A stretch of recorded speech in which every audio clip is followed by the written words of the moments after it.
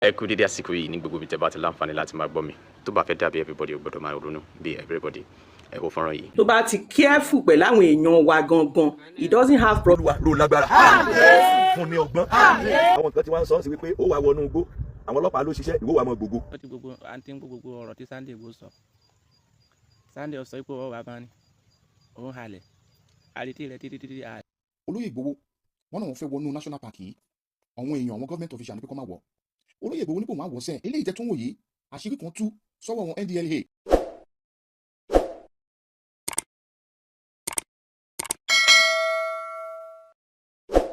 ọ̀tẹ̀ ló ń jẹ́ ló ń pè ọ́ kò sẹ́ni tí ò lórúkọ tiẹ̀ àti wípé ọmọ kì í gọ̀ títí sẹ́ẹ̀ kó gbàgbé orúkọ ara rẹ̀. ààfin tèmi ò nílò ìdánimọ̀ lọ́jà tó bá dọ́jà báyìí wọ́n á mọ̀ bó dọ́jà ni èmi tí ń tòótọ́ Samuel Owóyẹmí fẹ́lẹ́fẹ́lẹ́ láyé lórúkọ mi fẹ́lẹ́ ní gbogbo èèyàn mọ̀ mí sí èmi náà kọ́ Ọlọ́run ọba òkè ló fún mi ṣe ní gbogbo ìgbà. Alágbẹ̀dẹ mi tó ń lórí lójú kan lóhun tó fẹ́ fàyọ. Bó ṣe ń lọ lèmi a máa mú àṣẹ ti gbọ̀nyìn. We inform, we educate, we entertain. Ẹ̀yin èèyàn sọ̀rọ̀ yìí ni àbí mi ṣe mọ̀ pé Olóyè Igboho wọn náà wọn fẹ́ wọnú national park yìí àwọn èèyàn àwọn government official ní pé kó má wọ̀. Olóyè Igboho ní kó má wọ̀ sẹ́ẹ̀ wípé inú igbó yìí ni wọ́n ti ń wu ìwà ìbàjẹ́. Ṣé ìgbàgbé pé nígbà tó Olóyè Igboho kọ́kọ́ lọ wọ́n rí ibi tí àwọn Fúlàní kọ́lé sí níbi tó yẹ pé 30 minutes lẹ́ máa fi wa mọ́tò láti ìlú dénú igbó yìí wọ́n ti gba ibi báyìí lọ́wọ́ àwọn bàbá wa lọ́jọ́ tó ti pẹ́ nínú igbó kìjìkìjì. Eléyìí tẹ́ tún wò yìí àṣírí kan tú sọ́wọ́ àwọn NDLEA níbi tí wọ́n ti ń ṣe ìbàjẹ́ láàbù ló wà ń bẹ̀. Abájọ àwọn kan sọ pé nínú insecurity ìlà ìlò wíkèwídò eléyìí tó ń ṣẹlẹ̀ Nàìjíríà wọ́n ní ọwọ́ àwọn ilẹ̀ òkèèrè wà ń bẹ̀. Ṣe mọ̀ pé wọ́n rí kan náà ní Nasarawa níbi tí wọ́n ti ń wa gold láti 30 years tí President Bola Ahmed Tinubu ká wọn wọ́n sọ pé kán lọ san tax láti 30 years nígbà tí wọ́n sọ yẹn tán òun mà ní lọ́n fi àwọn jàǹdùkú bandits wọ́n fi ń jà wá lógun. Eléyìí Ọ̀yọ́ tó lélẹ́yìí wà ta ló mọ nǹkan tí ó wà ń bẹ̀ yẹn tó fi ń rán bandits sí wa àwa lójú òfìfo èèyàn àwa ò mọ̀ àmọ́ Sunday Igboho sọ pé òun fẹ́ wọlé jẹ́ kó òun wọlé ẹ̀yin ìjọba ẹni kò ní wọlé èmi ìtúlẹ̀ lè yọ níbi tí àwọn NDLEA tí wọ́n ti mú àwọn èèyàn yìí pé ewu lẹ́yìn tí ń bẹ̀ yẹn. gbogbo àwọn èèyàn tí wọ́n wo fídíò yìí ẹ dákun mo ti bẹ̀ ní ẹ bá ń ṣe kó lọ́dọ̀ Sunday Igboho àǹtí ń gbọ́ gbogbo ọ̀rọ̀ tí Sunday Igboho sọ. Sunday sọ pé ọwọ́ bàbá ni òun halẹ̀ àrètí rẹ̀ títí ààrẹ ọ̀ Sunday lọ sọ ààrẹ o Sunday àgọ́ ni ọ́ o àgọ́ tó fi gọ̀gọ̀ kọ́rùn ni ọ́ àgbà àyà burúkú ni ọ́ tí wọ́n bá bí ọ dáadáa má pẹ́yìn dáwó bá ń ta ara ni wọ́n máa bọ̀ níjọ́ tó dé ìgbẹ́dì ta ló tún tí ọ padà síbẹ̀ ọmọ náà bá ní tó dé bẹ́ẹ̀. àwa ti dúpẹ́ fọlọ́run o àwa ti dúpẹ́ fọlọ́run àwọn bàbá ní àwọn yìí sólè kò sólè rárá ní báyìí tọ́ bá ti yọ máa ń tọ́ bá ṣe pẹ̀lẹ́pẹ̀lẹ́ lórí pẹ̀lẹ́pẹ̀lẹ́ tọ́ bá dúró pẹ̀lẹ́pẹ̀lẹ́ lórí wàhálà sídìí bá ní Sardauna bá ní àwa ti dúpẹ́ wàláhì àwọn èèyàn dáadáa ní ibi tá a wà níbi àwa ń dúpẹ́ lọ́dọ̀ wọn dáadáa torí wọn bá ní lọ́wọ́ dáadáa wọn bá ní dúró dáadáa gbogbo ẹni ọba dé bá ní yọ ṣàdúrà fún wọn ni tí wọn wá ń ru ẹnu gbòǹgbò lọ́hùn pé ìwọ ó ṣe kíní ó ṣe kíní yálà ya rẹ yálà ya bàbá rẹ tó bá ti padà tó bá tún dé bá ní yálà ya bàbá rẹ tó bá máa pé kórópọ̀n méjì ló ní kò dé lórí méjì máa bọ̀ wáwò tó bá sì ti padà ọ̀ bá máa kórópọ̀n ẹ̀ ọ̀kan náà ló ní tó bá jẹ́ kó ti pé méjì tó ń gbọ́ tí kórópọ̀n rẹ mì lábẹ́ rẹ tó ń bá rìn máa bọ̀ wá má padà tó bá sì máa pé òní wá ẹ̀ ọ̀kan náà ló ní kò tiẹ̀ lágbára gan ínsíkì ni ọmọ àkẹ́ olórí burúkú aláìníròònú àgọ́ burúkú ọ̀dà máa bọ̀ wá ṣe bọ́ sọ pé makalíkì ni ọ́ ọba bá tún bá ní sí ìwà makalíkì ọba bá ní olóráyè tí ó lọ jẹ́ nìkan bí ọba bá ní Sunday ò ní sórí ire o kí nǹkan tó fẹnu rẹ yìí sọ ò ní sórí ire ọ sọ pé àwọn èèyàn tí wọ́n jí gbé ní bá ní wọ́n kó wọn wá Sunday gbogbo àgbákò ìpètè ní abáṣẹ lórí rẹ yóò mú ọ o abirọ ni àwọn èèyàn kíkà ló kó ọgbọ o ó sọ pé báni ni wọ́n kó àwọn èèyàn wá táwọn Yorùbá bá ní àwọn sọ fún ọ pé àwọn ti gbọ́ pé ní báni ni wọ́n kó wọn wá àbíwò àbí ta ló sọ bẹ́ẹ̀ fún ọ gan tọ́ tún wọn pè dáadáa kó gbọ́ kò sólè ní báni àwọn ará báni èso lè àmọ́ ọ̀rọ̀ bàbá ní tọ̀sán ní tọ́ bá padà sẹ́yìn rẹ̀ ọ̀ọ́kà bùkù rẹ́gẹ́dẹ́ Sardauna ti sídìí ọ̀rọ̀ wọn tó ń sọ ní padà jẹ́jẹ́ o wọ́n ti ju ẹgbẹ́ bàbá rẹ̀ bàbá ńlá bàbá rẹ̀ tó bí ọ̀gá wọn ti kọjá rẹ̀ òkúta nù mí làwọn jẹ́ òkúta tí òun wọn parí tọ́ ló sọ àrẹ jẹ́jẹ́ aláì zan. Ṣé àgbẹ̀ mo sọ̀rọ̀ kan fún Mr. Sunday Igboho pé kó gun orí òkè dó ilé káwọn èèyàn má lè takò kó bá lè ṣàṣeyọrí. Ṣé o rí pé àwọn Yorùbá ti ń takò? Ṣé o lágbára tó bá lágbára tó lọ́gbọ́n Ọlọ́run ó máa padà parun? Mo sọ pé mi ò ní send any message kankan sí mọ́. Amen. Olúwa ní kó gun orí òkè dó ilé tó bá yẹ kó gun orí òkè yẹn ni inú ẹ̀ka ti máa dùn ó bó ti máa gùn fúnra rẹ̀ dáadáa báyìí torí yóò máa rí yàtọ̀ Ọlọ́run ó máa kọ ẹ̀mí àwọn ènìyàn yìí yóò máa kọ sí fún rere yóò dẹ̀ fi ríṣẹ́ yẹn ṣe. Tàbí nínú àsọtẹ́lẹ̀ mẹ́ta tí mo sọ fún Sunday Igboho yẹn tẹ́ bá lọ wo gbogbo láìpẹ́ ẹ̀ ń sìn ẹ̀ rí i pé gbogbo ẹ ti ń ṣe àwọn kan ti ń sọ ẹ pé nígbà mo fẹ́ parí àsọtẹ́lẹ̀ yẹn mo ní kí ògo lè jẹ́ tọ́lọ́run kí ìbùkún rẹ̀ lè jẹ́ àwọn kan ti wá ń sọ sí wípé ó wà wọnú igbó àwọn ọlọ́pàá ló ṣiṣẹ́ ìwọ wà mọ́ gbogbo Ọlọ́run Babalọ́lá àánú mi dẹ̀ wá ń ṣe torí wípé Ọlọ́run láìkẹ́ Ọlọ́run fẹ́ lò agbára ń bẹnu ayé ẹ̀ ṣùgbọ́n kò ní ìgbọràn èmi ò ń ṣe wòlíì tí ó wà ríran sí ọ tó bá yẹ bọ́ lọ béèrè mi dáadáa bẹ́ẹ̀ ni ó ju wòlíì lọ ò ń sọ̀rọ̀ ẹnu apostu ni Jésù pè mí ní ọjọ́ tó ń pè mí lọ́sẹ̀ apostu bàbá mi kan ló ní gbé pamọ́ kí n máa lo evangelist so mi dédé ríran sí èèyàn tó bá jẹ́ kó gbọ́ràn ni òun lolúwa fẹ́ lò fún orílẹ̀ especially fún àwọn Yorùbá àti fún orílẹ̀-èdè yìí gan ó jẹ́ ẹ̀rù jójó fún àwọn ìpànìyàn yìí ṣùgbọ́n kò gbọ́ ṣe ti rí kó méjì ẹ ti ń ṣẹlẹ̀ báyìí ẹ lọ wo ebi bàbá mi ẹ̀jẹ̀ bẹ́ẹ̀ evangelist gbé ẹ lọ wo ohun tí Olúwa sọ nígbà tí mo send fídíò sí ó dùn mí bóyá ó dọ́dọ̀ rẹ̀ bóyá kò dọ́dọ̀ rẹ̀ tó bá jẹ́ kó gun orí òkè dó ilé yẹn ni Olúwa ó máa arrest gbogbo ọkàn ṣe àgbẹ̀ mo sọ fún wa pé ìdí ń di àwọn ọmọ Yorùbá ẹ kò mo sọ ìdí ń ṣe kí ni ó dì wọ́n ẹni pé àwọn kan ti ń bu òun ló ń fún àwọn Fúlàní kan ní opportunity tó fi ń jáde tó fi ń sọ̀rọ̀ sí ṣẹ́dẹ̀ mọ̀ pé ọ̀rọ̀ lágbára bẹ́ẹ̀ ni Olúwa dẹ̀ sọ kí ní kan fún mi láàárọ̀ yìí nítorí nígbà tí mo ń bọ̀ mọ́tò mi dúró síbi sójà mẹ́yẹn Olúwa ní pé tí wọ́n bá fẹ́ pa ògo rẹ̀ mọ́lẹ̀ tó bá ti fẹ́ wọnú igbó ó mọ̀ ṣe fídíò live mọ́ ó lè ṣe fídíò ẹ̀ kó keep ẹ̀ tó bá ti wá mú victory jáde ó ẹ̀ṣẹ̀ wá post fídíò yẹn tí ò bá tún gun orí òkè dó ilé tó rò pé òun ju orí òkè dó ilé lọ tó bá ti fẹ́ wọnú igbó yẹn tó fẹ́ lọ ṣe anything ara rere bẹ́ẹ̀ nù ẹ̀ ṣùgbọ́n ìgbà mi tó bá lágbára tó bá gbọ́ràn sọ́lọ́ lẹ́nu ó máa padà useless òun là wá kọ́ Apostle Babalọ́lá ní agbára ṣe bá Apostle Babalọ́lá ti mú Awólọ́wọ̀ wá sí ìlú rẹ̀ bíbí ní Ìkọ̀tún ilé bí táwa gbàdúrà gbogbo tó sọ fún Awólọ́wọ̀ lọ́gbà yẹn Awólọ́wọ̀ náà kò mú lò dáadáa náà ni òun ló fa ogun nonsense tó ṣẹlẹ̀ sóun náà tàbá ní aṣọ ogun story yẹn bẹ́ẹ̀ ni mo sọ so alágbára ń gbà míì kò ń fẹ́ gbọ́ràn kò dẹ̀ dáa òun ló máa ń kó bá lágbára amen amen now bí o tọ́ bí irọ́ wọn láti kó àwọn ènìyàn yìí wọ́n ti kó wọn lọ sí Kaduna amen orí ṣẹ́rí ọ̀rọ̀ àwọn ènìyàn yìí wọ́n fẹ́ fọ̀rọ̀ wọn ṣe àwọn bíi chibos gẹ̀ẹ́ni àbí kí ló ń pè wọ́n fẹ́ fọ̀rọ̀ wọn ṣe ni tí ò bá ń ṣe wípé Mr. Sunday Igboho yìí Ọlọ́run fẹ́ lò especially fún àwọn ọmọ Yorùbá actually number one torí ẹ̀mí ayé ara rẹ̀ ẹ mọ̀ pé tẹ́lẹ̀ kò sí nínú party any political something òun gbangba yẹn tó sọ̀rọ̀ ṣùgbọ́n nísìn party kan ti ra very difficult for now ṣùgbọ́n now ẹ̀mí Ọlọ́run yẹn tí mo dàbí pastor ni tọ́lọ́run pè ohun tó wà nù rẹ̀ yẹn Ọlọ́run ló gbé sínú ẹ̀ ẹ bá wo live mẹ́rin pé mi sábà sọ̀rọ̀ anybody ṣùgbọ́n téèyàn bá ti ní mission rere tọ́lọ́run fún ní mission rere mo ní mo máa ń sọ̀rọ̀ ẹ̀ ọlá pé Olúwa fẹ́ lò láti fọ ìlú bàbá rẹ̀ mọ́ bẹ́ẹ̀ ni adá àwọn kan nínú Jeremiah chapter 1:5 ó ní Olúwa ti mọ̀ láti inú ìyá rẹ̀ adá ìmí bíi wòlíì Samuel adá Sunday Igboho yẹn bíi Dáfídì tó bá rí Dáfídì inú Bíbélì a máa gbọ́ràn sí Ọlọ́run lẹ́nu Sọ́ọ̀lù ò gbọ́ràn la fi fàjọba rẹ̀ ya ṣe ti rí pé tí mo sọ ń gbà yẹn tó bá yẹ pé fídíò yẹn dọ́dọ̀ rẹ̀ òun gẹ́gẹ́ kó ti mọ fúnra báyìí kó o lè láṣeyọrí kí ògo lè jẹ́ tọ́lọ́ kí ìbùkún lè jẹ́ tirẹ̀ now kò tiẹ̀ tí ì bẹ̀rẹ̀ ìjà báyìí kò tí ì bẹ̀rẹ̀ àwọn Yorùbá kan ti ń gbógun tì hallelujah ohun tó ṣẹlẹ̀ nìyẹn o torí ẹni Olúwa fi ní ogun orí òkè yẹn o ohun tó ṣẹlẹ̀ níbi tí Dáfídì àti Sọ́ọ̀lù nìyẹn o tí Sọ́ọ̀lù fi ń lépa ẹ̀mí Dáfídì wọ́n ní Dáfídì pa èèyàn báyìí Sọ́ọ̀lù ṣe kinní kan ibẹ̀ lógun ti bẹ̀rẹ̀ o ogun ẹ̀ lára now we have Ààrẹ Ọ̀nà Kakanfò now wọ́n ti ń fa ìjà sáàrin wọn báyìí if you are saying that you are o fẹ́ jà fún orílẹ̀-èdè ṣẹ́ni gbogbo àwọn kinní mọ̀ rẹ́rìn oníkálukú fẹ́ dọ̀gá amen Sowore àti èyí tó pé bíi wọ́n bára wọn jà jọ kí làwọn méjì fẹ́ ṣe fún orílẹ̀-èdè Nàìjíríà ṣe bí wọ́n fẹ́ kí Nàìjíríà dá ní kí wọ́n fi bára wọn jà sórí pé èdè ń di Nàìjíríà Bàbá Gani Adams àti Sunday Igboho ṣe báwọn méjì fẹ́ jẹ́ kí Nàìjíríà dá ní kí ló wá dé táwọn méjèèjì ò fi pawọ́ pọ̀ ṣẹ́ni pé èdè ń di Nàìjíríà ṣẹ́ni pé àwọn gan mọ̀ ṣẹ́ni pé alágbára gan èdè ń di ok náà zoom mi pé àwọn ènìyàn yìí wọ́n jà fún ẹ̀tọ́ ara wọn tó yẹ pé ògo lọ́fẹ́ fọ́lọ́ kán jẹ́ kí ìbùkún jẹ́ tiwọn naturally kí Sowore yẹn àti PDM yẹn kán pawọ́ pọ̀ kí Sunday Igboho àti Adam kínní kí wọ́n pawọ́ pọ̀ ìwọ náà wò báwo Nàìjíríà òṣèlú lónìí táwọn òyìnbó àwọn PDM àti Sowore yẹn olóyìnbó ni wọ́n táwọn náà láwọn fẹ́ jà fún orílẹ̀-èdè Nàìjíríà kan sowọ́pọ̀ létí wọ́n bára wọn jà pẹ̀lú kọ́ọ̀tì kiri èdè ń di Nàìjíríà olúwa bà ìdí nàìjíríà jẹ́. So tẹ́tẹ́ àwọn wòlíì kan bá kàn pírídì tí mo kàn rẹ́rìn ọlọ́run gbọ́ kò sógun nàìjíríà àìsí sowọ́pọ̀ ni. So ayé sì wà fún Sunday Igboho yẹn ìrọ́ lọ́n fẹ́ lò bẹ́ẹ̀ ayé sì wà fún èmi ò máa ti ń bá rìn ni sórí tó bá gun orí òkè do ilé màá mọ̀ kódà kó má ṣe fídíò rẹ̀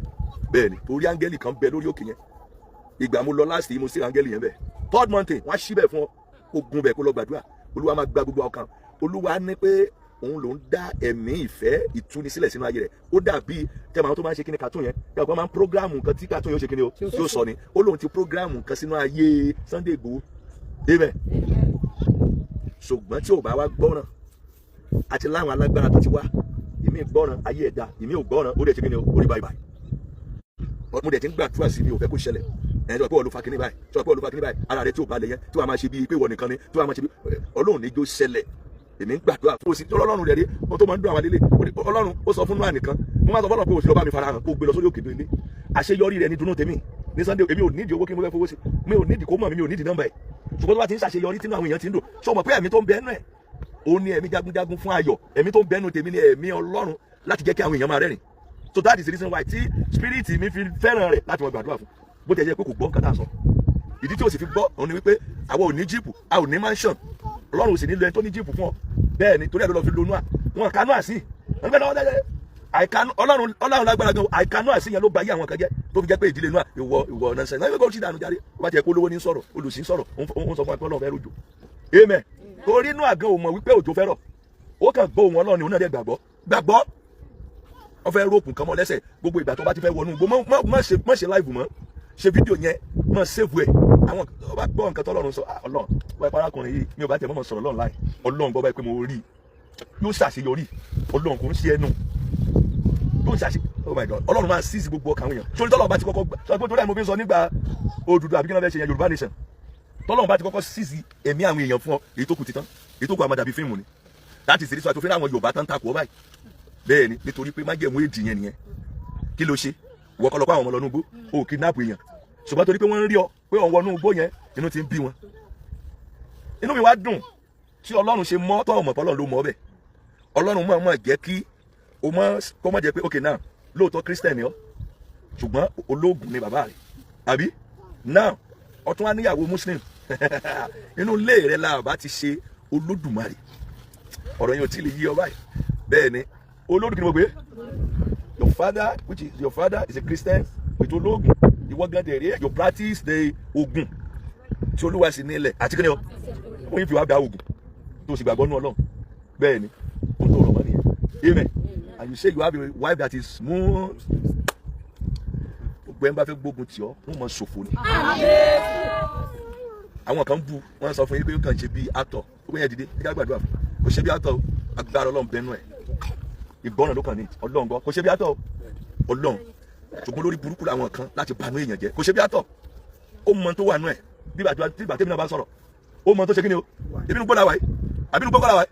ẹ́ mi ò ṣe dúró sílẹ̀ bájá bá sọ mi ni kò ní wá bímọ àkàmọ̀ tìyín àmọ̀ tìyín kẹ́ mọ gbàdúrà ṣe bẹ́ẹ̀ mo wà ń bí Sunday Igboho yẹn ò lẹ́nu o yàtọ̀ sí agbára ayé agbára ọlọ́run wà lórí ẹ̀ agbára ló gbé ẹgbẹ́ ọ̀sọ̀kẹ́ gbàdúrà fún tá a bá gbàdúrà fún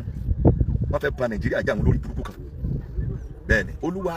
lórí ọmọ rẹ Sunday Igboho báyìí mọ̀ ọ̀tá jẹ́ lórí ẹ̀ àti ní kó gun orí òkè dó ilé ṣùgbọ́n bóyá kò dọ́dọ̀ rẹ̀ a mọ̀ pé ọwọ́ èṣù náà ni olúwa lórí ọmọ rẹ yìí àwa rí àwọn kan ti ń sọ lẹ́nu àwa mọ̀ nítorí ó sọ fún wa báyìí mọ̀ ọ̀tá jẹ́ lórí ẹ̀ báyìí mọ̀ ọ̀tá jẹ́ lórí ẹ̀ ohun tó dá wá ṣe yẹn gangan ní rere olúwa jó orí ṣe ẹ̀ sọ́dà dùn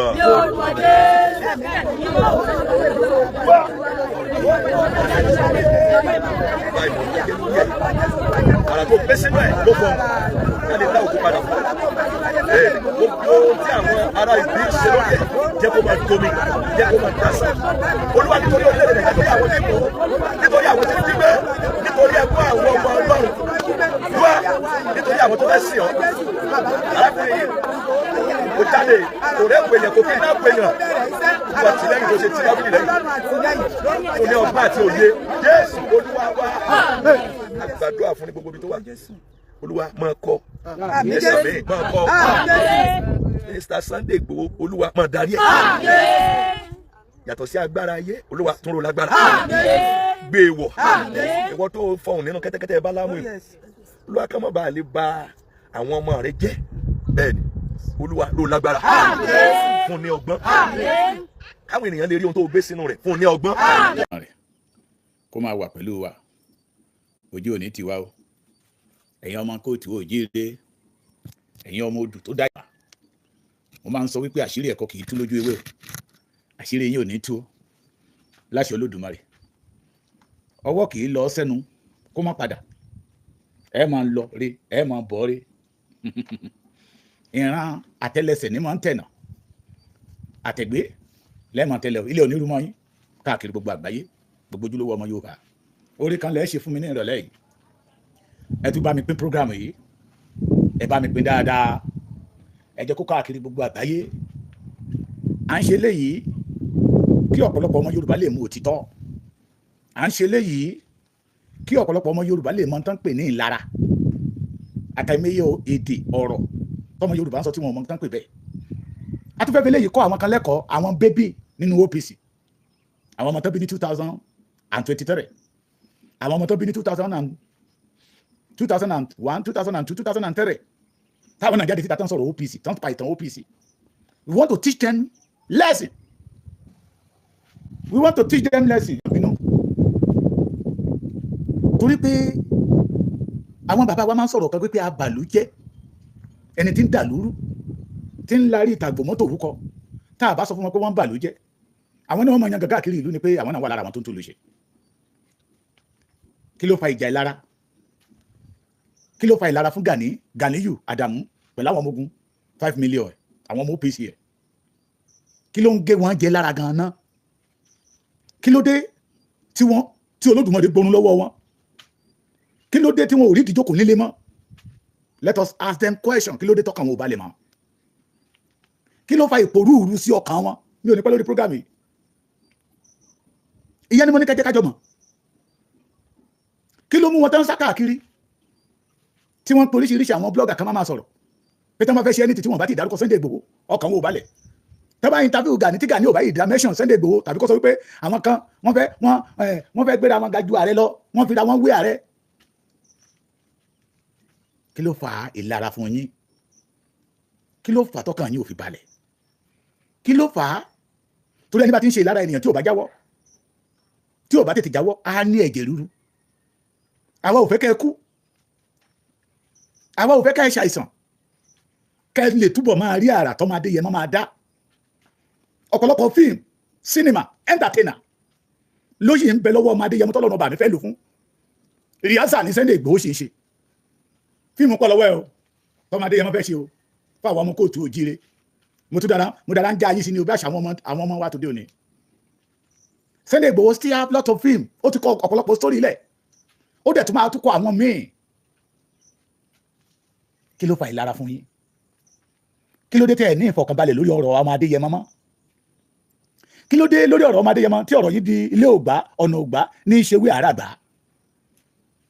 Kí ló dé ẹ̀yin tẹ́ ẹ fẹ́ da ilẹ̀ Yorùbá rú, tẹ́ ẹ̀ ń sọ pé èèyàn kan ló ń da ilẹ̀ Yorùbá rú? Can you bring the evidence out? Níbi tí Sunday ti ní pé òun ò fẹ́ kí ẹgbẹ́ mi ò kọ́ ní ilẹ̀ Yorùbá,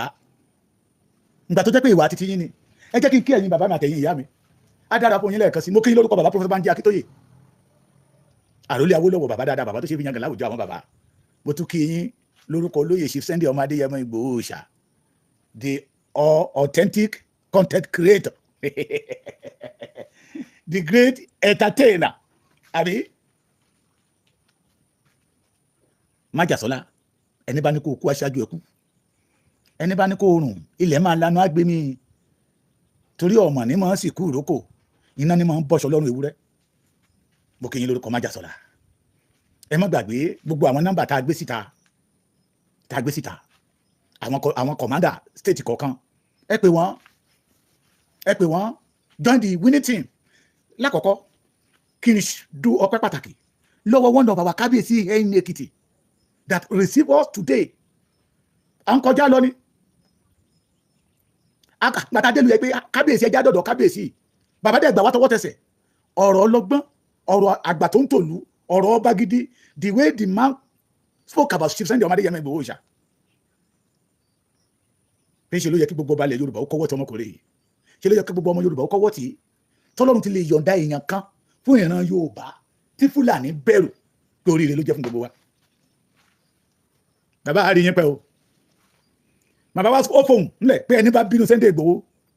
ó ní ìṣẹ̀dálẹ̀ Yorùbá máa bínú sórú ẹni bẹ́ẹ̀ ẹni bá bínú sí ọmọ Adéyẹmọ pé bó ṣe yìí ó ń bí òun nínú bàbá yẹn ní pé Olódùmarè máa bínú sírú ẹni bẹ́ẹ̀ orí adé ni bàbá yẹn fi sọ̀rọ̀ orí adé bàbá dúpẹ́ lọ́wọ́ yín kábíyèsí kárí yín pẹ́pẹ́pẹ́pẹ́pẹ́ ẹ̀ jẹ́ ju àwọn ará aṣíwájú lọ. Please, if you know that you are authentic Yorùbá gẹ́gẹ́ bí mo ṣe máa ń sọ tó dẹ̀ mọ̀ wípé bàbá àti ìyá tó bí ẹ ọmọ Yorùbá ni tó dẹ̀ mọ̀ pé tó ń ṣẹlẹ̀ nílẹ̀ Yorùbá lọ́wọ́lọ́wọ́ kò dùn mọ́ ẹnu, it is better you join the winning team. Whatever táwọn ológo àná bá máa sọ àwọn tó go wọ́n ti wọ́ mi àwọn tó ń ṣílẹ̀kùn fólè àwọn olè ilé tí ń ṣílẹ̀kùn fún olè ta ẹ jẹ́ ká la etí inú wa ká dẹ̀ la ojú wa Ọlọ́run fún wa létí láti gbọ́ràn bàbá yìí wá fún wa lójú láti rí ká lè rí ká tún lè gbọ́ ká má bàa ṣìnà. Now ọmọkùnrin kan jáde síta ó ní nígbà tí òṣèlú bá ti ń bọ̀ mi ò fẹ́ dárúkọ ẹ̀ ní o ní wọ́n máa ń gbé èèyàn dìde láti máa àtáàkì Ìbà Gani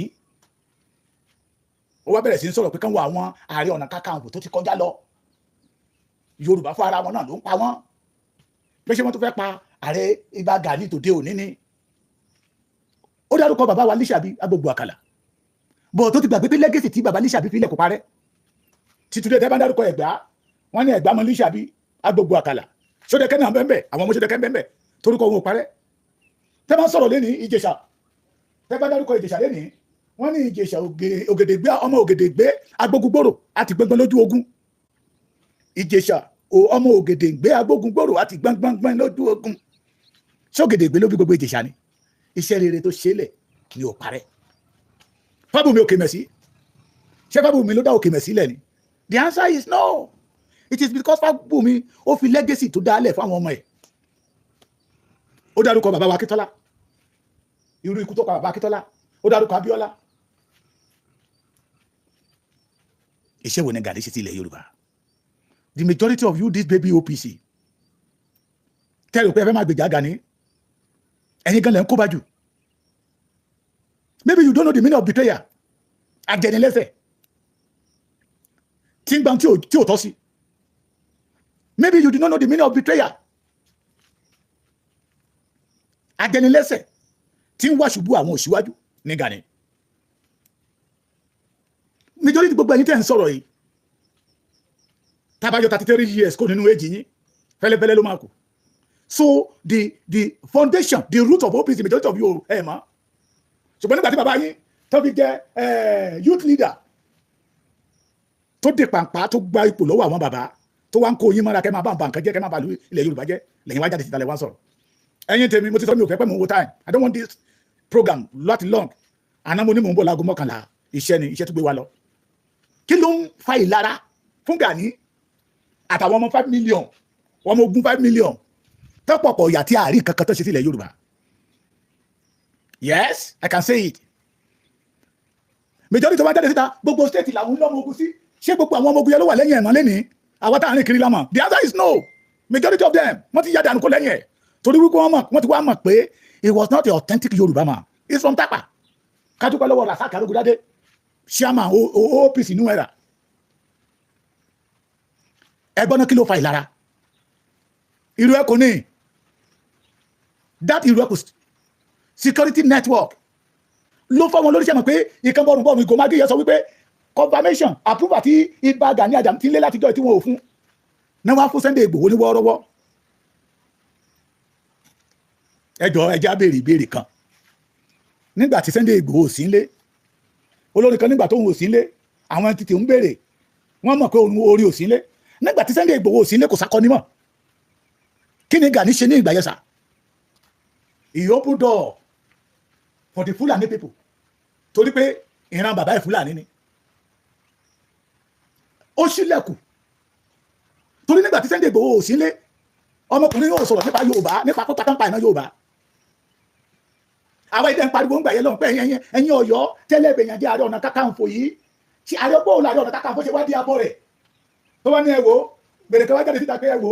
almost 25 acres of land ní ààrẹ rà sí etí òkun kẹ́ lè mọ̀ pé ààrẹ wọn ń ṣiṣẹ́ ṣe iṣẹ́ tí ààrẹ gbà nìyẹn lára àwọn owó tó ń gbà ní NCC mítí burúkú tó ṣe lọ́jọ́jọ́ Tuesday owó tó ń gbà lọ́wọ́ wọn àti kó parọ́ lọ ní Island kó parọ́ ní France tó fi ń ra lẹ́ẹ̀dì àwọn fámìlì títí ẹ̀ ẹjọ́ ṣiṣẹ́ ààrẹ nìyẹn bàbá mi àkàlà màgbójú òní tìyìn kí ló fa ìlara ta ni Yorùbá kọ́kọ́ lọ bá mo ń sọ̀rọ̀ kan and I want everybody to know today ọ̀pọ̀ tí ń gbọ́ ti pẹ́ bàbá kan mo wo program ẹ̀ ó sọ̀rọ̀ akin o mo sọ̀rọ̀ gidi ṣùgbọ́n I want to correct something sir Gani Ààrẹ Ọ̀nà Kakanfò iṣẹ́ olórí ogun ilẹ̀ Yorùbá ṣẹ́gbọ́n mi sir point of correction òyìnbó yẹn ti tún fẹ́ máa gùn mí o mi ò dẹ̀ fẹ́ bínú tí bá ti fẹ́ máa bínú lòyìnbó á máa wá Ààrẹ Ọ̀nà Kakanfò kì í ṣe olórí ogun ilẹ̀ Yorùbá ẹ má dàrú lúpọ̀ mọ́ ṣàpá ilẹ̀ Yorùbá mọ́ ìtàn Yorùbá Ààrẹ Ọ̀nà Kakanfò ibùsẹ̀ lóde Ọ̀yọ́ kì í ṣe olórí ogun àwọn bàbá wa sọ ìtàn fún wa pé tá Aláàfin bá jagun lọ tó bá ja ogun lọ á kó Baṣọ̀run Balógun ìlú tó bá wọ̀ ìlú yẹrogo ló fi ní empire káàkiri dé Ghana dé Togo dé gbogbo ẹ̀ ṣùgbọ́n ẹ̀yin Ọ̀yọ́ ilé tá a bá fi tọ́ mọ́ ńkọ́ irin ló máa wo empire ń dà lẹ́ni láfi ní kágbélé ayé káṣe rere kágbélé ayé káṣe òtítọ́ ohun tọ́wọ́ mi ò tó máa fi gọ̀gọ̀ fà á lóòótọ́ yóò lè fà á kó máa yọ̀ ṣùgbọ́n nígbà tí ìbínú ẹ̀ bá máa dé ó lè jẹ́ lórí ọmọ ló ti máa bẹ̀rẹ̀ Aláàfin wá lọ sí ogun ní ọdún kan kó tó dé àwọn ọ̀tá ti kọlu Ọ̀yọ́ wọ́n ti kọlu Ọ̀yọ́ àwọn náà ti kó Ọ̀yọ́ ní ẹrú lọ Aláàfin wá fẹ́ lọ revenge pé òun mọ àwọn tó lè ṣe orú nǹkan báyìí ó wá ń lọ bó ṣe máa ń kó àwọn ọmọ ogun ẹ lọ sójú ogun ìyàwó dẹ̀ ń bẹ nílé ọmọ wà nílé ó bá mú èèyàn pé ìwọ wá dúró gẹ́gẹ́ bí olórí ẹ̀ṣọ́ tí ọmọ ẹ̀ṣọ́ ìyàwó àtọmọ ìwọ náà dúró gẹ́gẹ́ bí aṣọ́nà so tí Aláàfin bá ti ń lọ sójú ogun bí ìgbà tí àwọn tó bá dé gọ́ọ̀mẹ́ntì house rí ẹ lè rìnrìn 1 hour 30 minutes 30 seconds kẹ́tọ́ dé kó jẹ́ pé bí gẹ́ẹ̀tì bí mẹ́rin márùn-ún lẹ́ máa dé bẹ́ẹ̀ òun ló máa dó sọ̀nà yẹn ní bá kọ́kọ́ ń bọ̀ ló kọ́kọ́ máa àtàkì ẹ̀ wọ́n ní ó di lọ́jọ́ kan àwọn kan wá fẹ́ wá fi ogun ja Ọ̀yọ́ bí wọ́n ṣe ń ṣe bí wọ́n ṣe ní ká máa wọlé Ọ̀yọ́ lọ Ààrẹ Ọ̀nà yẹn náà pàdé during that time ẹni tí Aláàfin yàn gẹ́gẹ́ bí Ààrẹ Ọ̀nà yẹn ó ga go and check the history àwọn ọ̀tá Ọ̀yọ́ ló fi Kakanfò sí tàbí pé eléyìí ṣe ó ga ó fò torí àwọn èdè kan wà tí Yorùbá ń sọ lẹ́nìí tí ò ń ṣe èdè wa tó jẹ́ pé borrow language ni so olórí ẹlẹ́ṣọ́ olórí ẹ̀ṣọ́ aṣọ́bodè Aláàfin Ọ̀yọ́ ní Ààrẹ Ọ̀nà Kakanfò he was not a warrior leader in Yorùbá land ogun Kírìjí kò tí ì sí ogun ní Africa to today ogun Kírìjí kò sí ogun tó long tó go 16 years níbo náà ti mẹ́ṣẹ́ Ààrẹ Ọ̀nà Kakanfò mbẹ́ the authority of Ààrẹ Ọ̀nà Kakanfò kò dé Oǹdó kò dé Èkìtì kò dé Ọ̀ṣun so ẹ má máa fojú pòjó majority ọmọ Yorùbá ló gbé Gani sí apẹ̀rẹ̀ tí ò sí àga tí ò lẹ́sẹ̀ ńlẹ̀ tó náà wá arúgbó tó rò pé ó ti dé èèyàn ohun tí ò tó tí ẹ̀ ń pè lòun náà fi rò pé bóun bí àwọn ti arrive ní ọ̀dọ̀ wa lẹ́kìtì wa ń bí báyìí ẹ máa gbọ́ Baṣọ̀run Àgbàlagbà Oyè tí ogun bá fẹ́ ṣẹlẹ̀ kábíyèsí àti Baṣọ̀run bá ti ṣe mítí papọ̀ wọ́n á pe Balógun ló máa kó àwọn ọdẹ ìlú ó dojú ogun what are you saying ṣó possible ibi tágbára ènìyàn òde tí authority èèyàn òde kó wá jẹ́ olórí wọn ṣó possible ibi tẹ́nìyàn lẹ́nu ọ̀rọ̀ mẹ́ kó wá fi ènìyàn joyè kó wá ní agbára ẹ̀ kó káàkiri no Gani tó máa ń tẹ̀ pé Ààrẹ Ọ̀nà Kakanfò olórí ogun ilẹ̀ Yorùbá wọ́n ń tẹ̀ ẹ́ ní you are nothing in Yorùbá land let's say the reality gbogbo ìgbésẹ̀ tó ń gbé bí kí ìran Yorùbá ṣubú ni so you want to use that opportunity to open door for enemy in Yorùbá land èrè ìdí tó fi rápálá tó wọnú OPC nìyẹn you enter OPC mo ní tó bá jẹ́ pé à ń rí iná kí ará ọ̀run ká máa wò wá káwa náà máa wò ará ọ̀run kájọ máa communicate baba Dr. Frederick Fashion máa jẹ ká níbẹ̀ pé òun bá mọ̀ kó o mọ̀ yan mọ́ as a youth leader that is the opportunity you use as a youth leader to betray baba Frederick Fashion when you betray baba Frederick Fashion tán ogun fashion leader wá bẹ̀rẹ̀ nílẹ̀ Yorùbá tí àwọn òkùnú kan máa jáde síta ààrẹ ti ṣiṣẹ́ fún ilẹ̀ Yorùbá ààrẹ ti ṣiṣẹ́ fún ilẹ̀ Yorùbá which type of iṣẹ́ the genesis of OPC I can say it àwa ń gbé ní ọlọ́ṣọ̀gà mo ti ń sọ dáadáa so many times mo ti ń sọ tí ò bá jẹ́ ẹ̀gbọ́n tí mò ń wà lọ́dọ̀ ẹ̀ ń gbà yẹn lọ́hùn the second born ìyá mi èmi ìbá jẹ́ ìkan lára àwọn ọmọ OPC torí àwa náà kò lé tẹrutẹru ni the first meeting tẹ kọ́kọ́ ṣe àwa ìwà lára àwọn tó ṣe à ń bẹ̀ torí ní ọ̀dọ̀ wa ní ìgbà yẹn lọ́hùn there is nothing like Ekiti state tí Ondo bá ti bára wọn lẹ́yìn odi wọ́n ríra wọn gẹ́gẹ́ bí ọmọ ìyá tábà ti lè gbédè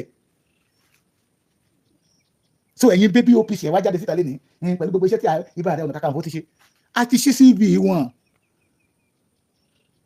a rí wípé he damage lot of things in Yorùbá land tẹ́ ẹ̀ bá mọ̀ ẹ̀ túbọ̀ eléyìí the reason tí the former commissioner of police ní Lagos State Mike Okilo tó fi arrest yẹ Lagos State Police Command arrest Gani because of fashion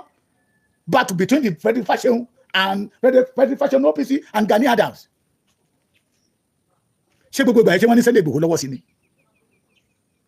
Mo tó kọ́ ní sọ nìkan ní ìjẹta pé kókó jábélé kálukú ló mi ṣe tiẹ̀ kí ìwọ ṣe tiẹ̀ kí èmi ṣe tèmi but we understand what you are trying to do tí ò dẹ̀ lè possible. Kí Sunday máa bọ̀ lọ́dọ̀ ẹ kí Igboho máa bọ̀ lọ́dọ̀ ẹ pé bàbá àti lọ ṣe ìkan bàbá yìí a tún lọ pé òkè ní Bariga ẹ kó ọmọ ogun mẹ́wàá wá ní Máfolúkù ẹ kó ọmọ ogun márùn wá ní Ìkẹjà yín mẹ́wàá ẹ̀tẹ́lẹ̀ lọ Ìbàdàn ẹ̀mú mọ́ta ti wá ẹ̀mú tá ti wá kán wá lọ kán wá tó lọ bá kẹ́ pé Ààrẹ Ọ̀nà Kakanfò àti lọ ti dé kó jáde síta bó ṣe ń sọ̀rọ̀ kó máa boast impossible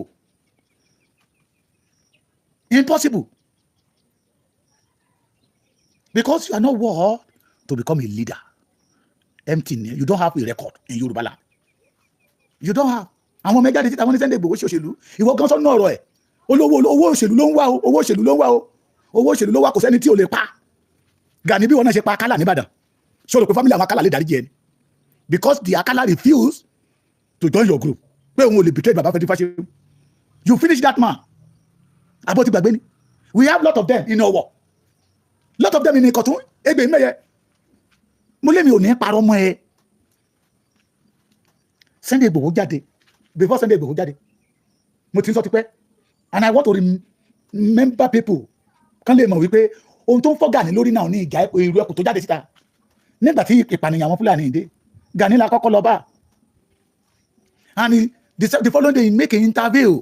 grand interview ẹ ṣe àmọ̀ pé mi ò gbé ìbò in Mama Abike Erelu communication ìyá tó wà ní London ibẹ̀ ló ti sọ pé Yorùbá ò ṣe é nu ẹnu fún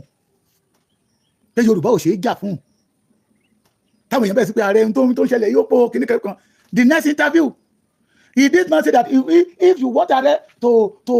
to come out ṣé ẹni látọ̀ làárẹ̀ fẹ́ fi jà ní that means to say ẹni tó pẹ̀lú àìlọ́ lórí ogun tí ò ní ẹ̀ka ogun lọ́wọ́ it is not a failure. mo ti sọ fún mi pé tí inú ma ti ń bí mi ẹ mọ̀ gbóyìnbó ó correct kò correct ẹ má bá mi fà àdí àgbé ṣé àdí àgbọ̀n mi ní àdí àgbọ̀n idea ẹ má bá mi fi communicate to where okay is somebody that call himself olórí ogun jagunjagun ló ń bọ̀ ẹ mọ̀ bí àwọn àbìjà tó kú jíjẹ máa ń ṣe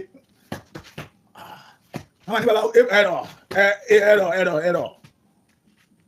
somebody that call himself olórí ogun tí ò ní ogun lọ́wọ́ ìgbàdí tí mo ní o ọmọ mi ní òjògùn rẹ̀ pẹ̀lú ànáwó ọwọ́ mi ọlọ́run ní jẹ́ kọ́ ọmọ mi òjògùn orí burúkú you compare failure with àwọn bàbá wa tó ti kú ti pẹ́ àbáyé òde bá lè Lísàbí orúkọ Lísàbí ò parẹ́ ní Ẹ̀gbá Ìkòrìdì Ṣódẹkẹ́ Ògèdèngbé Agbógungbòrò àbáyé òde bá orúkọ wọn ò parẹ́ ìjẹta mo sì lọ sí Èkìtì Parapọ̀ College níbi táwọn bàbá wa tán ti péjọpọ̀ with Ògèdèngbé Agbógungbòrò orúkọ wọn ò parẹ́ ó wá ní we need to strategize ṣé ẹni lásán lẹ́fẹ́ kó fi jà ní ṣé ẹni lásán lẹ́fẹ́ kó fi jà náà máa bí lèrè òkè tẹ́ bá tẹ́ máa jà kí ni ká ṣe Ààrẹ Ọ̀nà Kakanfò ẹni sùúrù ọ̀rọ̀ yóò ṣọ̀rọ̀ ìjà kí ni ká ṣe ó ní now you are talking happy birthday to Ekiti father September ni birthday mi ẹ fún mi ní nǹkan birthday nígbà àjẹpẹ́ máa gbálẹ̀ méjì oh my God ó wá ní agbẹ́dọ̀ kọ́kọ́ strategize ogun yóò dín ilé tó báyìí gbà yẹ o I'm talking about 2019 agbẹ́dọ̀ kọ́kọ́ strategize tábàdé máa strategize from Lagos to Ogun, Ogun to Ọ̀yọ́, Ọ̀yọ́ to Ondo, to Ọ̀ṣun, to Èkìtì. Ó ní ẹ má gbàgbé àwọn èèyàn wà ní Kwara, wọ́n wà ní Kogi, gbogbo bẹ́ẹ̀ la máa ṣiṣẹ́ dé. At least tábà máa ṣe gbogbo kíní yẹn, ó máa ná wa ní 20 billion. Kì í ṣe kó ṣe nǹkan ní 20 billion lénìí. Gbogbo wọn àwọn tó wà lórí bọ́lá wọn ní ha. Ó ní ajẹ́ pé Yorùbá ó ti ṣe tán nìyẹn. Dẹ́yìn Yorùbá bá ṣe tán kẹ́ pé òun, àrẹ́wà ńlé empty barrel. Yẹ̀yẹ́. But for the law, tí ìyá Àbíkẹ́ Ìrẹ̀lú communication ní fún wọ́n tútù pé gẹ́yìn tẹ́ máa bí léèrè nǹkan ibòmíì ní ọmọ lọ nínú the last interview tó ṣe ní ọdún náà ló ní Bọ́lá Ahmed tẹ́ rí yẹ ọ̀tá Yorùbá ní o kò sẹ́gbẹ́ tó dàrú nílẹ̀ Yorùbá tí ò sọ́wọ́ Bọ́lá Tinubu ń bẹ̀ tí ẹgbẹ́ kan bá ń tòrò ọwọ́ Bọ́lá Ahmed Tinubu ò tí ì débẹ̀ ní nílẹ̀ Yorùbá ṣùgbọ́n tẹ́ bá ti gbọ́ pé ẹgbẹ́ kan dàrú nílẹ̀ Yorùbá ọwọ́ Bọ́lá Ahmed Tinubu ti débẹ̀ ni a ní kó máa a ní bọ̀dá ẹ wá bá wa lọ sí Ògbómọ̀ṣọ́ ó ní rárá ó ní Abẹ́òkúta lòun lọ yẹ̀yẹ́ a máa àwọn tó lọ bá Sunday Igboho lé nígbà tá a fẹ́ ṣe October independent rally Igboho did not ask for kobo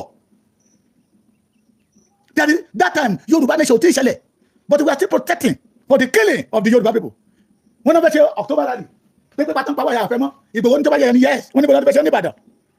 àwọn tó sign agreement with Igboho they fail to call bá ti má lọ náà time tí ọ̀rọ̀ bá ti gùn mí ló máa ṣe wọ́n àwọn má jà máa fi mí ṣeré jàre but àwa ò ní jalè we will not thief òyìnbó ti fẹ́ máa wá o ẹ má bá mi bẹ òyìnbó we are not a thief Igboho did not ask for any kobo ẹgbẹ́ abẹ́ ìdáhùn ẹ má bá mi fi òye gbé òye ni mo fẹ́ kẹ́ má bá mi fi gbé ẹ jẹ́ ṣọ́ọ̀kì dáadáa kó lè dúró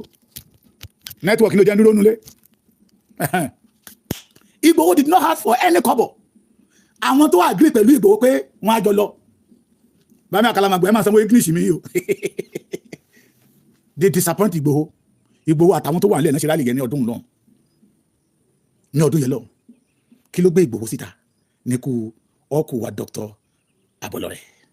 Abolode sorry mo ní mo wà ní Igboho níbi tí Igboho ti ń fún ẹgbẹ́ kọ̀ọ̀kan ní 500,000 kan fi wọ mọ́tò he did not ask for any money nígbà tí Igboho jáde síta every Yorùbá support this man pé èèyàn ló lè ṣe lé tán tó dẹ̀ lọ tó dẹ̀ ṣe gbogbo ẹ̀ tán yàn bọ́n fún tí ìbọn òràn mo lè ka àwọn tó wà ń bẹ̀ tó lọ ẹni ọláwọ̀ díẹ̀ and so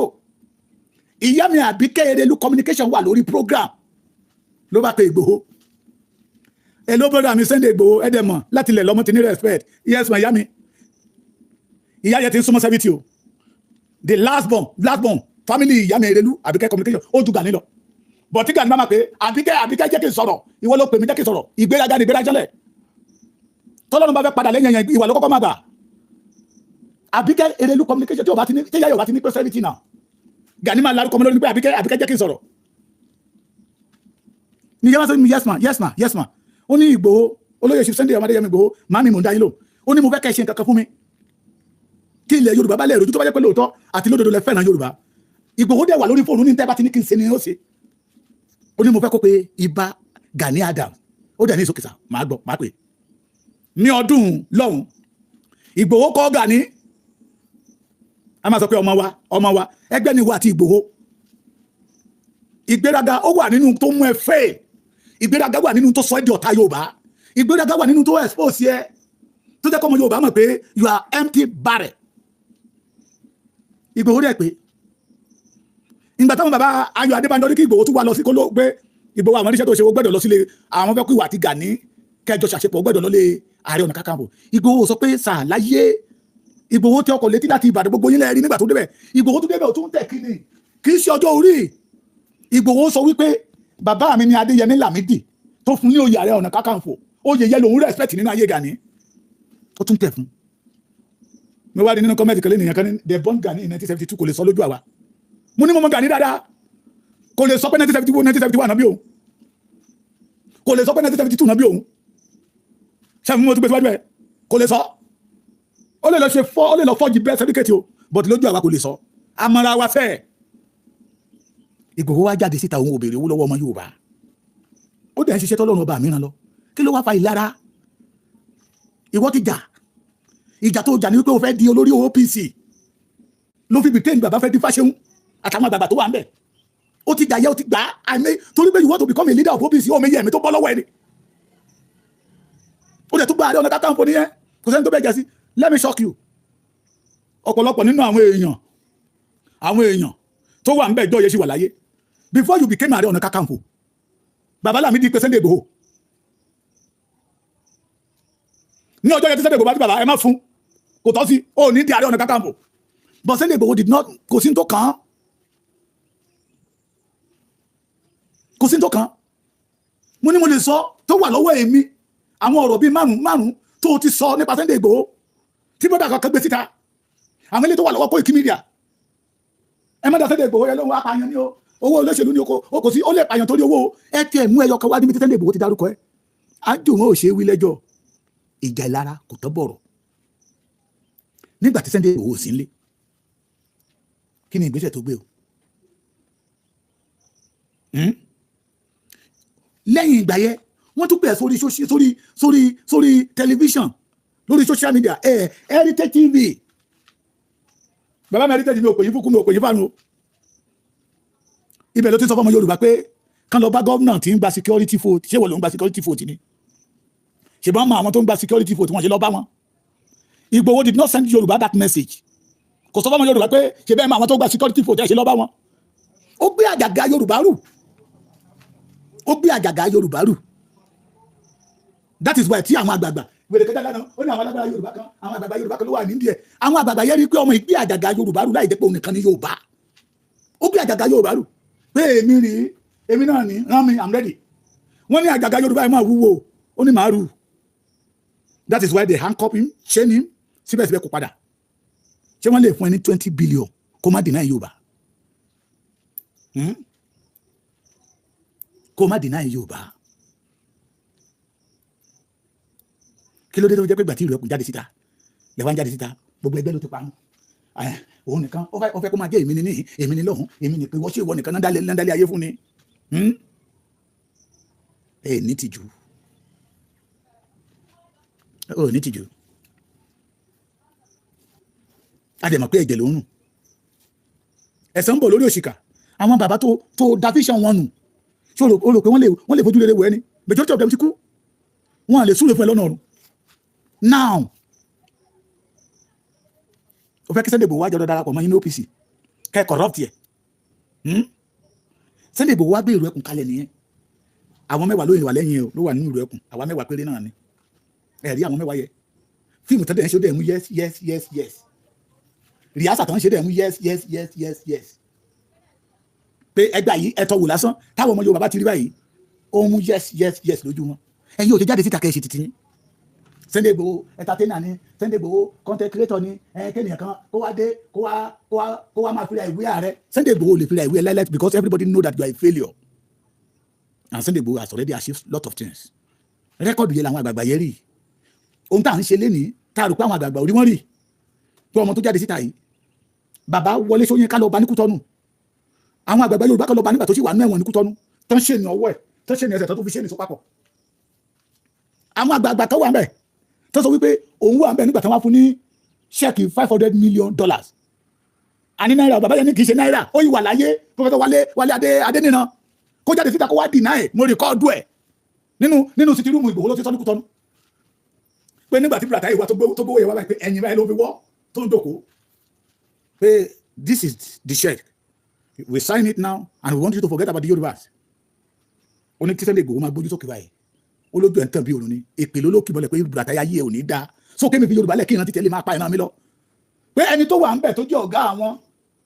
ọlọ́pàá ní Kútọ́nù òun ò gbọ́ Yorùbá Sunday Igboho rẹ̀ kò gbọ́ Faransé ṣe mọ̀ pé kò kàwé Sunday Igboho ó kọ́ gbọ́n orí ẹ bó ti ẹ̀ kàwé o Igboho ó kọ́ gbọ́n orí ẹ bó ti ẹ̀ kàwé o ìwé máa ṣe pàtàkì ọgbọ́n orí mà ló jẹ́ bàbá o ìwé ṣe pàtàkì ọgbọ́n orí mà ló jẹ́ kókó ó kọ́ gbọ́n orí ẹ bó ti ẹ̀ kàwé o ọ̀tọ̀ ni ọgbọ́n ìwé ọ̀tọ̀ lọ́gbọ́n àmútọ̀run wa wọ́n ní obìnrin wa sọ wípé ó wá sọ èdè Faransé kí ló ń ṣẹlẹ̀ èèyàn kan wá ń túmọ̀ ẹ̀ ìyẹn gbọ́ English ó gbọ́ Yorùbá ó gbọ́ Faransé ló wá túmọ̀ pé n tó sọ lélẹ̀ pé àwọn ìran títí ẹ̀ there are a lot of tribes ní Nàìjíríà Fúlàní Hausa Yorùbá Igbo olówó àwọn Sunday Igboho pé is a Fulani man this general is a Sunday Igboho is a Yorùbá man this Fulani is a Hausa man àwọn ilé wọn wá ń pa ìran ilé yìí ó ní immediately ojú ọmọbìnrin yẹn náà change ó ní bó ṣe fèsì sẹ́yìn bó ṣe fèsì Buratai ènìyàn tó jágbé mọ́ ọlọ́wọ́ yẹn wọ́n sọ pé ó ní kẹ́kẹ́ àtúnú ọ́fíìsì bíbáyìí ìjọ yẹn náà tún ṣe ní ọwọ́ Sunday Igboho because he refused to collect bribe Sunday Igboho refused to sell the Yoruba people bí a tó bá yẹ kó ti gbowó yẹn gbà yẹn ni bí a ọ̀pọ̀lọpọ̀ nínú ẹ̀yin tẹ́ ṣe ni wọ́n náà orú ní Fúlàní àti pa gbogbo yín tán tí ò ti sẹ́ni tó máa kẹ́kẹ́ ìmọ̀ wọn yẹyẹ tí Sunday Igboho bá ń ṣe fíìmù lọ́wọ́ ẹ sọ fún wọn Gani ẹ̀yin ọmọ ogun 5 million ẹ̀ tẹ̀ ìyàbọ̀ Ondo state ẹ̀ yàbọ̀ Ondo state 5 million díẹ̀ ló kù kí 5 million yẹ kó tó population Ondo state ẹ̀ yàbọ̀ bẹ̀ wọ́n yọ wọ́n lẹ́nu ní Àkókò ní Àkúrẹ́ wọ́n yọ wọ́n lẹ́nu ní Àkókò wọ́n yọ wọ́n lẹ́nu ní Ọ̀wọ̀ wọ́n yọ wọ́n lẹ́nu lẹ́sẹ̀ odò Ìlàjẹ wọn ò jẹ́ gbádùn Ìkálẹ̀ wọn ò jẹ́ gbádùn ẹ̀yin 5 million yẹ yàbọ̀ bẹ̀ káwọn ọmọ Ondo wá jáde pé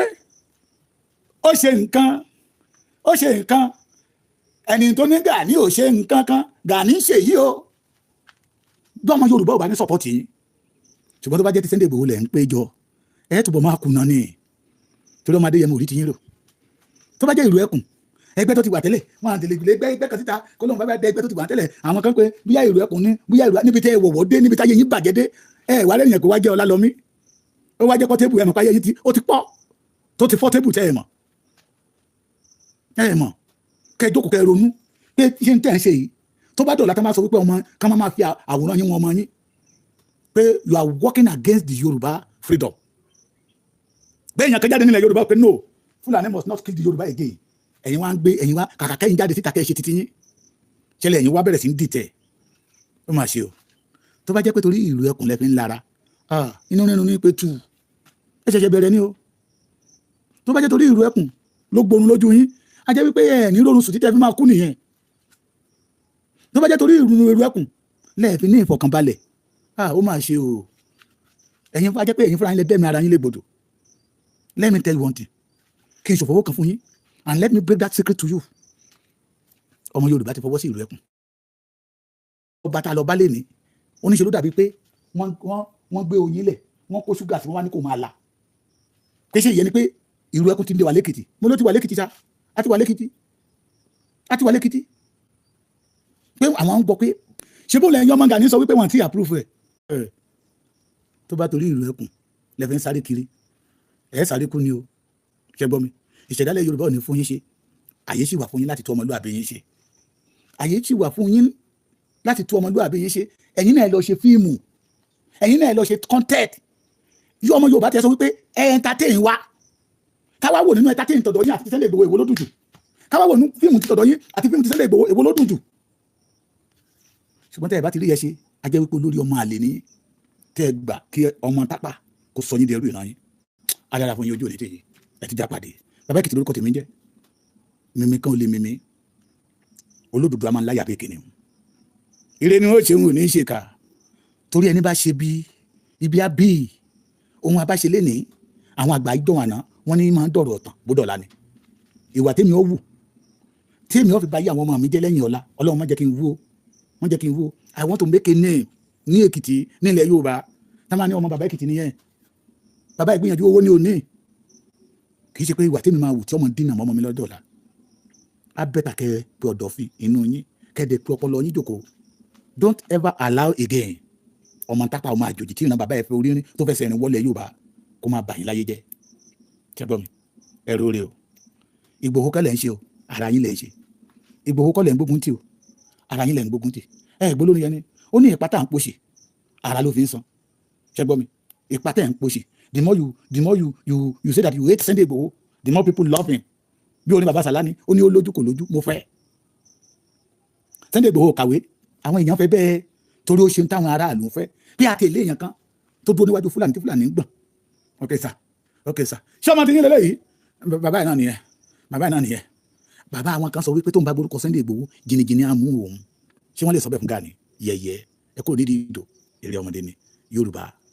àkókò òmìnira wa ti ń súnmọ́lé let ojúlówó ọmọkọ continue prepare ṣẹgbọ́n mi bí àlọ́ bá lọ àbọ̀ ń bọ̀ ohun tá a bá ṣe léni yóò di tẹ̀gbọ́dọ́la gbogbo onílára òní nísìmí o gbogbo ẹ̀yin tẹ́ ń lára ìbò ẹ̀ lè nísìmí, gbogbo ẹ̀yin tẹ́ ń lùlù kówókówó lórí ìlú ẹkùn ọmọ ní sìkú lóko, ẹ má para yín torí ìlú ẹkùn, torí Ọlọ́run ti gbìn ó dẹ̀ ti yè. See you.